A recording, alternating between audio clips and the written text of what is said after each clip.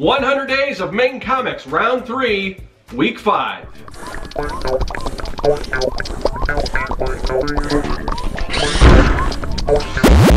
Greetings, people of the internet. I'm Scott with Serkworks Art Labs. Welcome, mad creators, to the underground laboratory where we create robots, alien zombies, and other imminent threats to humanity. One of those other threats is werewolves. The other is unicorns. You put those together, what do you get? Werewolves and unicorns. That is the theme to the 100 Days of Making Comics Anthology number 2, and in parentheses, other mythical creatures. So that's the theme of this anthology that we're working on. Part of the 100 Days of Making Comics. If you're not familiar with what that is, it was started by Kevin Cross, and it is just a way to be more productive on your comic book. So all you have to do is spend 30 minutes, and I say all you have to do because it's harder than it sounds, but you have to spend 30 minutes a day, every day, for 100 days straight on your comic. But the hard part is that you've got to let people know about it, and whether that's a video blog, or which I guess is a vlog, or a blog on a you know on whatever, you just got to post on social media and let people know about it, and you got to keep that up for 100 days straight. And if you do that, then you've completed the challenge, and then you will be eligible. Or, I mean, this particular anthology is closed, but assuming we keep doing this and we keep putting out more anthologies, that you will be eligible to be in one of those future anthologies. This one, again, Werewolves and Unicorns. So, what am I doing? Not a werewolf story, not a unicorn story, and not a werewolves and unicorns together story. I am working on a story that features another mythical creature, the Loch Ness Monster, based on a Sting song from, not a Sting, well, written by Sting, but a Police song from the 80s, Synchronicity 2. Before I get to that, I want to sort of make a retraction from the last video when I was explaining how to join the Facebook group for the 100 Days of Making Comics. I kind of had that wrong. I thought that you just go and you ask to join and they'll let you in, and that's not the case, and that does make a lot of sense. I know in the beginning it was kind of like that, but now there's just so many people that want to be involved, and unfortunately some people, you know, they just want to join the group so they can post their stuff, and they're not really doing the challenge. So you kind of have to prove that you're doing the challenge. So it's best, what you need to do is you need to, you know, post somewhere, whether it's YouTube or Facebook or whatever, probably a couple days, I think, just to let people know that you're actually serious about the challenge, and then go ahead and submit to the Facebook page. And hopefully there'll be a link in the description of this video, and just let them know where you can find your updates and everything, and then I think you're good to go. So I think before I kind of gave you some wrong information, so and I apologize to anyone that I gave that wrong information to. But anyway, so that's what that's all about. So back to my comic, what I'm doing for the 100 Days of Making Comics anthology. Yeah, again, it's a story featuring sort of the Loch Ness Monster and this family, particularly the dad in this family, and it's sort of got these two dueling, or not dueling, that's not the right phrasing, two, what's the word I'm searching for, like parallel timelines or parallel stories going on. And I've been making a lot of progress as far as the penciling, and this time around I'm doing it digitally, and I'm using Clip Studio Paint. I always say Clip Studio Pro, but I guess it's Clip Studio Paint, and then there's two different versions, Pro and XE, I think, or EX. I don't know. I think it's EX. The terminology, I'm kind of new to this, even though I've had this software for like ever, and I've dabbled in it before. But this time I'm really getting into it. And the cool thing is I'm really starting to like it. It's got just a lot of features because it is made, you know, for creating comics. That's the purpose of this software. And back in the days it was called Manga Studio, which makes a little more sense to me. I don't really know what Clip Studio even means. So, but they decided to rename it. But anyway, so that's a little confusing. But anyway, so I'm using this software, I'm starting to learn it, and it's just got a lot of really awesome features. And the one thing that I am just loving is the perspective rulers, and I'm using a lot of those right now in this story, and I'll show you some of that when we get to some of the drawing and everything. But before we get into that, I wanted to, just to illustrate how much I love these perspective rulers, I gotta kind of take you back in time to my first art job that I've ever had. I worked for an architectural firm. They had sort of an in-house design firm, and I also did a lot of marker renderings and perspective drawings of potential you know, we did a lot of like food courts and things like that, you know, mall spaces and that kind of thing, storefronts, all that kind of stuff. But this was sort of before CAD. I mean, CAD was around, but we still did a lot of our drawings by hand.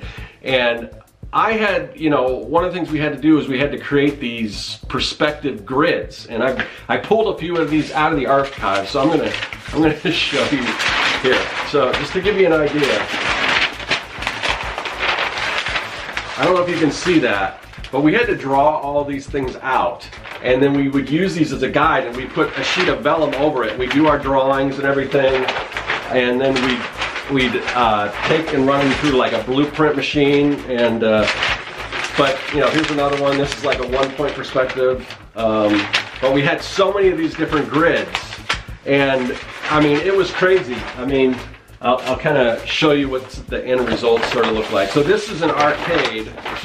I think this is like a Namco arcade called Cyber Station. They were in the malls and everything. But this is the kind of stuff we used to do way back in the day. And you can see, I mean, doing all that stuff by hand, I mean, it was a good learning experience, and it taught me perspective. The other thing that taught me perspective was just working in game design, but that was more of an isometric perspective, which you don't use a whole lot in comics. You can do some, but that's kind of like when you see like a game like Clash of Clans or something like that, where it's all on a grid, and you know, basically everything's kind of in a cube, which is kind of it's perspective, but it's not, I guess it's not really like true perspective.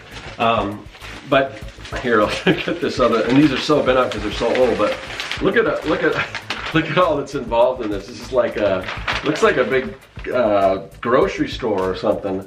But yeah, so that's the kind of work I used to do, and it was just so difficult to do this kind of stuff, and it just took forever and everything. But I'm telling you, these perspective grids, tools, and everything that are in Clip Studio are just, they're like amazing.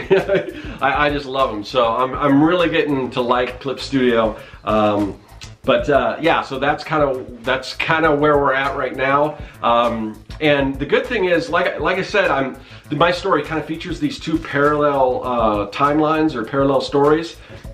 And the story with the dad, I'm almost got fully penciled, so I think I'm a little ahead of schedule. Like, I broke my schedule up. I said that I think I said that I was already supposed to have the rough pencils done, and I don't have the full rough pencils because I'm kind of, like I said, I've got half of the story, and the other half I haven't really started other than thumbnails. But I've got pretty much one half of that really tight. So anyway, but I'll talk a little more about that, and I'll show you the process and kind of show you where we are with that. Okay, here we are back in Clip Studio Paint, and so I've only really been working in this program, you know, for probably a couple weeks now, continuously. I've had other, you know, stints on it where I tried a little bit here and then kind of gave up, but I'm really going to try to make an effort to sort of learn this software, and it is getting easier for me. I'm starting to figure out things, where they are, what certain things do, but there's so much more that this program does, and hopefully eventually I'll be able to sort of add a little more to my repertoire and kind of expand what I can do and everything. But so far I'm starting to even enjoy, you know, drawing digitally. I even considered maybe getting an iPad, and so I had something portable to do. But well, that kind of remains to be seen. But so right now what I'm doing is I am just doing some sketches. I had some background characters that I'm trying to. Some of them I was happy with, some of them I think need a little work, so that's what I'm doing. So originally I had pasted all the sketches that I liked, but there were some that, again, I didn't like, so I'm drawing some new ones. This is sort of a boardroom where our main character has sort of been being sidelined, or he's just kind of, maybe he's the butt of a joke or whatever, but it comes across that he isn't really appreciated, and that his, you know, superiors in the company don't really, you just don't really respect him much and everything. And I kind of wanted to get that across, where you see that he's kind of perturbed, and they're kind of joking around and everything, and probably just oblivious to the fact that this guy has kind of had enough. And so anyway, so there's that, and then just some other characters. There's another scene where I'm gonna have some picketers and everything, and I'm trying to just incorporate a lot of different characterizations. Sure, these are background characters, but I want you to almost look at them and kind of, on first glance, kind of get an idea what they're all about. So hopefully that's the case, and so I'm having a lot of fun with this, and I'm spending a lot more time even than I think with these background characters than I do in Young and the Dead, because I think in Young and the Dead, my ongoing series, there's the main characters, and then most of the other characters are sort of, they're the zombies, so they don't really have that kind of personality and everything. So this is quite a bit different, and it's nice to kind of just, you know, play around with trying to give some characters to some of these other, just kind of minor characters. And of course, this is only a 4-page story, so, and when I say minor characters, I mean they're probably, you know, even if they're only in a panel, they're in it quite a bit. So there's only so much to look at. But the other thing I want to do is I really want to take some time and kind of flesh out the backgrounds and everything. And I don't want to, you know, I don't want to skimp on that. And right now what you see I'm doing is I'm working with some of the perspective tools, and these are the things that are really, you know, I'm just really digging Clip Studio because of these perspective tools. Because like I kind of mentioned in the intro, the old way of doing it, we had these giant grids and everything, and we would have to have these huge drafting tables, because the way we worked was we laid the grid out, and then the vanishing points on either side would go, if you're working on like 2 points perspective, which most of those drawings were, would go so far off the page that we needed to have this long table, because what we would do is we'd find where the vanishing points, you know, came together, and we would put like a little thumbtack there and on both sides, and then what we would do is we would take the straight edge and we just butt it up against the thumbtack and rotate it, you know, up and down to get our lines, and then that's how we would draw everything out. And after I kind of got away from that, up until now I've been kind of cheating some of the perspective, because I don't have that huge table, and I don't really bring out those grids and everything, and hopefully I do a decent enough job of making the perspective look all right. But this has opened up a whole new world, because I don't have to worry about all that, because what happens is all of your lines snap to, you know, to either the horizon line or your vanishing points. So it's really cool. And one thing you see here, so this scene that I'm drawing right now, it's sort of an industrialized area in the city, and we've got these big smokestacks that are going to just be pumping out pollution and everything. And I didn't realize it at first, but in drawing these smokestacks, what I did was I kind of drew a square. You can kind of see what I'm doing here. I'm drawing a square, and then I'm making sure the circle kind of fits in that square.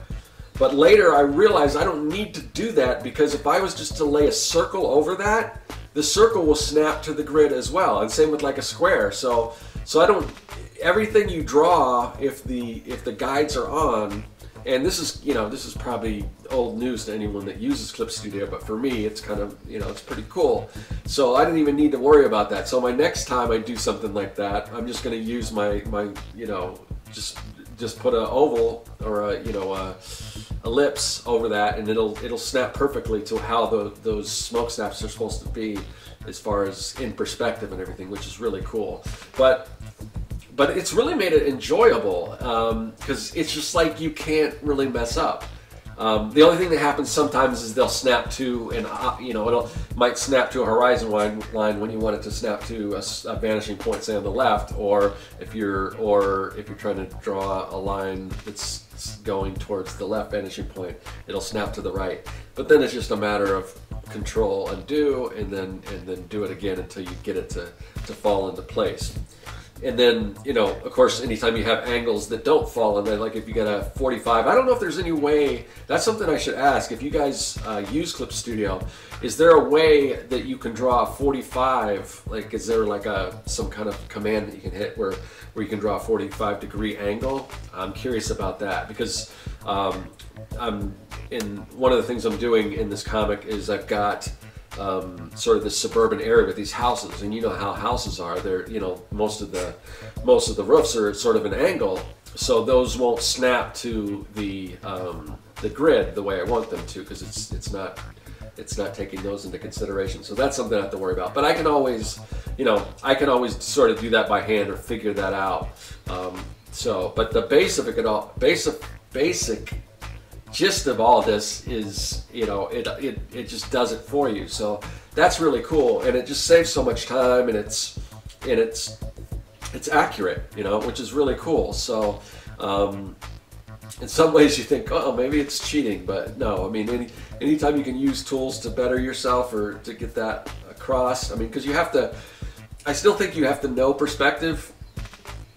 Because I think even if with these grids, I think if you just start drawing stuff, I don't think it's going to look right unless you kind of still know perspective. So that's good. But this is the fun part, just drawing all the little things. I love, you know, I love getting into all the little details and the little pipes, the stuff on top of the roofs, and the exhausts and the air conditioning units and all that stuff. That's kind of fun to play around with. So, and now what I'm doing is, you know, I'll go in and I will just once you turn off the grid, then you can go in and you can draw freehand. So all the smoke the smoke coming out of the stacks is going to be freehand. So that's really cool.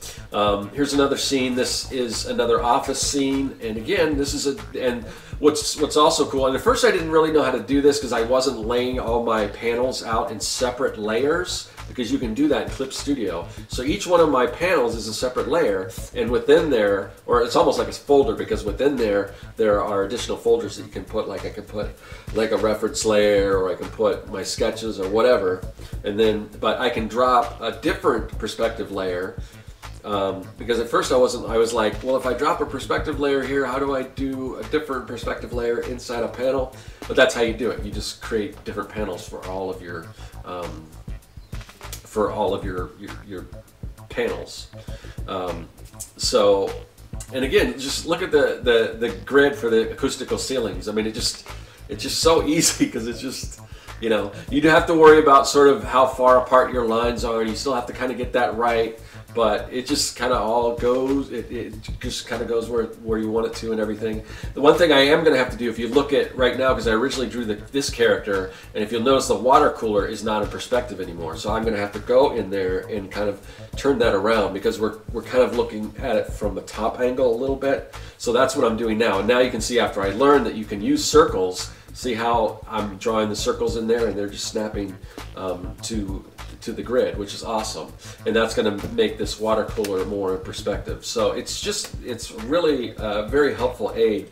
And yeah, I'm loving the perspective grids, and I'm looking forward to a lot of the other things that this software can do. I know I'm not going to be doing this. I'm not going to be inking this comic.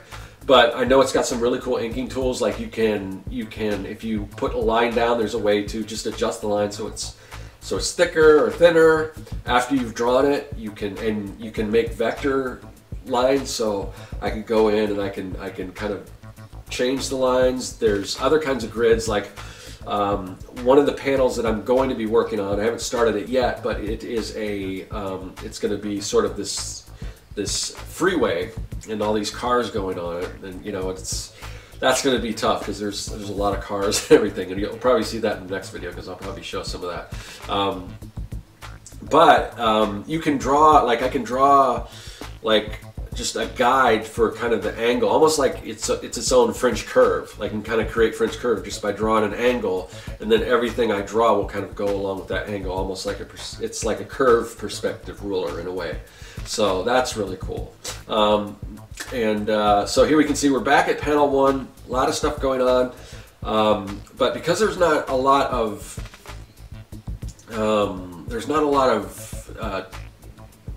what am I like dialogue or captions or anything. There's a little bit, but not a whole lot.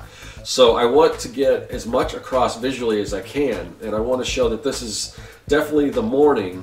And I ran into an issue where I didn't really know what to do, because there's a scene in here where the guy's punching a clock, and it's a digital time clock, so it's got the digital time on there. But I was also going to, throughout the story, tell what time it was in a caption box. But I didn't want it to repeat. I didn't want it to show, say, 5:58 on the time clock when he's punching out, and then it also say 5:55, and just repeat that information in a caption box. So Corey, my friend Corey Kerr, had recommended that maybe I should, maybe in this scene put like a clock on the wall or something like that, which I might do. But then I started to think to myself, I think we get the idea around what time it is, because you'll see there's a cereal box here. The kids are sitting there eating cereal, he's drinking coffee. So I think you're gonna, without even putting a clock on the wall, because I don't know if there's room for it. I'm filling stuff in here, and I could move things around if I wanted to, but I think you're gonna get the idea that this is the morning just by the fact that they're eating cereal and the coffee and all that kind of stuff. So, so that's pretty cool. And just take a look at this. I mean, just drawing simple things like just drawing this table and everything, and you not have to worry about the perspective. It's really awesome. So all my friends have been trying to get me to do Clip Studio for the longest time. Well, now I'm finally doing it, and you guys were right. I should have started this a long time ago. So anyway, that's what I've been working on this week. Okay, so there you go. That is week 5, and as you can see, I'm totally into these perspective rulers and everything. I love what they're doing, and I'm just happy to say goodbye to these. Although I think doing all these blueprints and everything, they really had a pretty big effect on me, and even to the kind of artwork I do, because I like to draw a lot of technical stuff too. And I mean, and I've always had that sort of blueprint motif. Like I've done. Like even my branding, I kind of got rid of the blue. It's still kind of got that blueprint look, but I kind of changed it to black to match with the green. But I mean, blueprints like this, I love doing that kind of stuff. So I think even though it was, it was difficult doing all that stuff, I think it really had an effect on me and the kind of work I do. So I just say keep that kind of thing in mind, the kind of stuff that you're doing right now, even if you're at a day job or whatever. If it's not exactly what you want to be doing, there's probably something to be learned from that, something that will sort of inform your artistic, style or whatever moving forward. So let me know if there's anything like that you notice if you're working at a day job, anything that can come in handy when you're working on your art. I'd like to hear it. Let me know in the comment section. I'll see you guys later. That is all. Hey, thanks for watching. If you like what you saw and you want to see more, hit that subscribe button. Also, you can follow me at Serkworks on social media. Do you like making comics? Then go to Serkworks.com and pick up the Comic Maker Starter Kit. It's packed full of fonts, brushes, templates, and more. And best of all, it's totally free.